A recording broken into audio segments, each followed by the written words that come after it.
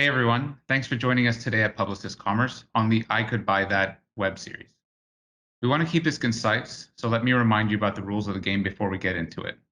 First, we invite a credible guest to share a thought that we hope will expand the way we look at the world of commerce.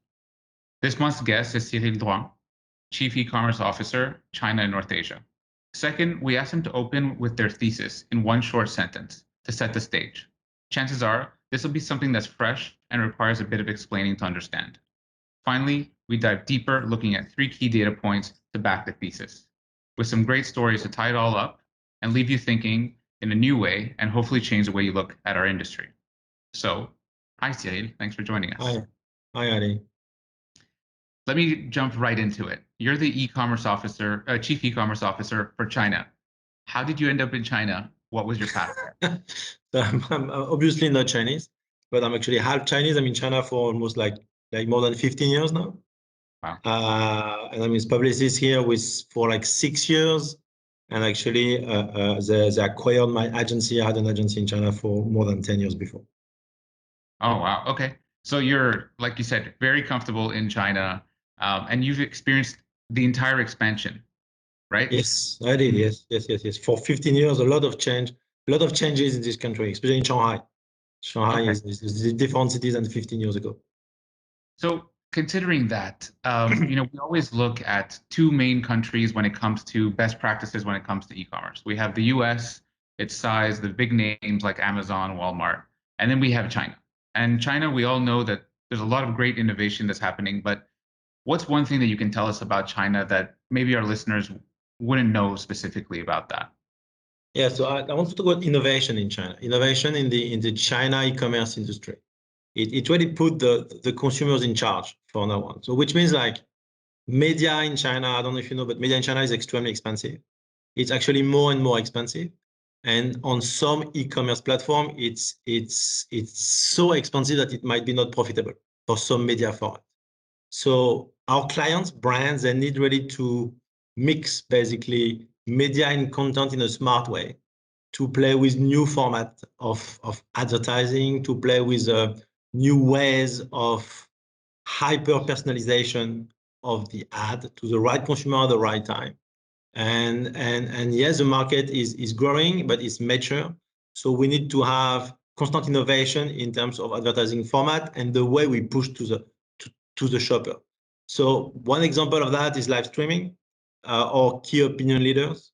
Like a few years ago, we had media budget with like search, display, basically what you have on Amazon. And actually now more and more, I would say half of the budget are dedicated to live streaming or influencers, even on e-commerce platform. So this is really how innovation is moving to China, and it happened in like 2 to 3 years time, not in 10 years time. Okay, so innovation here, the pace of innovation in China is extremely quick, which means you can have some new players coming to the market and actually stealing market shares, especially on new practices. So I will say 2 good examples of that is one is Pinduoduo. So Pinduoduo is a platform which did not exist like 5 years ago. And actually now they are bigger than Jingdong in China. So they became the number 2 players in terms of active users, daily active users. And what they're doing is they're doing social commerce. Basically, they were the first social commerce platform in China. And then, of course, Tmall, which is the number 1 in China, or Jingdong, or WeChat, they developed their own social commerce. But it was too late. Actually, you had one platform already in the market, and this platform already acquired something like 250 million shoppers. Something else is I would say Douyin. So Douyin is a Chinese name of TikTok.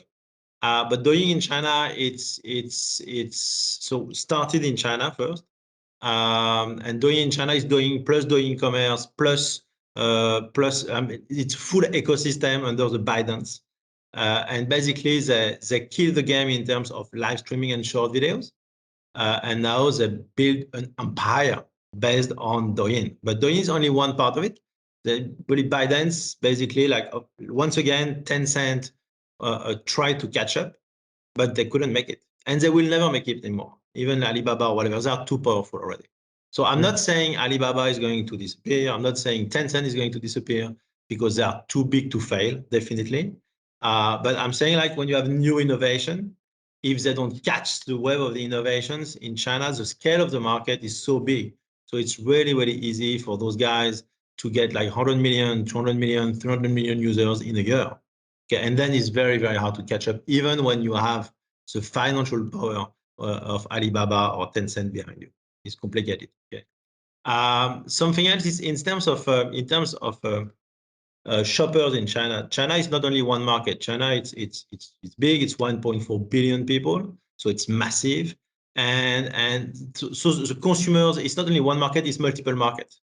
You don't talk to the people the same way when they live in tier 1 cities like Beijing, Shanghai, Shenzhen, or Guangzhou, or if they live in the tier 4 or tier 5 cities, which are small cities like 5 million, 3 million people. Okay, so you have a big generation gap as well in China between like the Gen Z people, like really, really young, and the old generation, like over 55 or 60, 65. Okay, so they don't consume the same way, they don't buy the same thing, and even when they go online, actually, they don't do the same thing online. This is very, very interesting. The old people will more like watching news. They will spend a lot of time on Douyin. I mean, if I look at my own family, my mother-in-law spends plenty of time on Douyin every day. And the young generation will be more like trendy. They will more like follow celebrities, influencers, this kind of stuff. So it's very different kind of user habits. And of course, when you're doing advertising, when you're running an advertising campaign, then you have to talk to both audiences sometimes, especially when you talk about FMCG products, look mass market, like when you are doing a campaign for a mobile phone, typically you have to talk to both audiences. And then you have to basically tailor-made the way you talk to them, but not only in terms of content, but maybe in terms of format, in terms of platform, in terms of everything. So it's very, you need to be hyper localized in China, not in terms of geography, but in terms of audiences. Okay, so this is really how it works. So the speed of innovation here, it's extremely quick. Players or brands which actually wins here are players and brands, I would say, like our clients, in like where they don't fear of innovation. They are not scared of trying new format, new platform before it's getting too expensive, before it's getting too well known. Just one example, like the first company in China which actually tried Douyin advertising was Chinese brands in China. They were okay, like to spend few millions with Douyin advertising when it was not known, when it was not well known already, like 3 or 4 years ago. And actually, it helped a lot of Chinese brands to grow in China. Okay, but when you are more traditional brand, sometimes you don't want to take too much risk. You say, okay, this is a new platform, maybe it's going to fade out, which might be the case.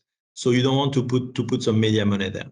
So this is really the brand which will really win in China, and especially in the next like 2 to 3 years, will be brands with like, okay, we can innovate. We are okay to try and fail, to test and learn, new ad format, new platform. Same from live streaming. Live streaming at the beginning was like, no, I don't want to live stream. It was for a lot of American brands, it's an old format because you have teleshopping in the US. It's not teleshopping at all. It's completely interactive. It's completely like it's run by KOL. It's not run by like a TV anchor like nobody knows. So it's a very different approach. So traditional brands were saying no, we don't want to try. And actually now some of them, they have their own live stream studio and they are live streaming 24/7. So yes, they changed their mind, but it took them like, it's a relatively short when you're a large one, like 2 to 3 years. But 2 to 3 years in China, it's already long actually for innovation cycle, for one innovation cycle in China. So innovation is really, if you want to win e-commerce these days, you need to bet on something, and innovation should be at the center of your business, at the core of your business. I mean, the speed, the complexity that you're talking about, the size, a tier 5 city being 5 million people, like that's the size of Manhattan. So I think it's a really nice insight into China to see what it's really like. So I just want to make sure I got this right. So what you're saying first is that innovation in China's e-commerce industry is actually putting the consumer in charge, because they're driving that change. And the reason how that's backed up is that cost of acquisition in media is making it too expensive. So people are changing the way they operate. The brands are changing the way they operate. Second is that new players are coming in and disrupting ecosystem very quickly. Like you said, some of them are getting these head starts that may not even be caught up. And lastly, there's so many segments in China that you can't approach it as a whole. And even although the subsegments may be large, each of them, even on the same platform, may need different content, different platform. Yes. So that's extremely. Yeah, you get it right. You get it right. Complex, but sounds like fun. So you're saying the consumer is in charge. What would old thinking say about this? What would other thinking, the haters, the other side of the coin, think? I think that some of the haters will think, and not only in China, will think like this kind of innovation cycle can apply only in China, because China it's a closed ecosystem with we have few big players and a lot of small players, but the small players in China, once again, can be a big player, especially in Europe. But I don't think so. I think this cycle of innovation can happen actually almost all over the world. You just need to scale. You need to have the scale. So US typically, I believe it's a country where the cycle of innovation can be as quick as in China. I think as well of like Indonesia in Southeast Asia, because they have scale. India for sure, they have scale, and so this kind of like, yes, you put the consumer in charge, because consumers basically they will choose the new platforms, the new ad format, whatever. I think it will happen in any country with enough scale. Okay, so this is it's not only going to be in China. I don't think so. Well, Cyril, thank you for that, and thank you for insight into China. It seems like a very exciting place, and there's so much to learn from that, as you mentioned. So thank you to everyone for listening. We hope this got you thinking, and we'd love to hear your feedback. So drop us an email. Join us again next month for another great guest who will hopefully leave you thinking. I could buy that.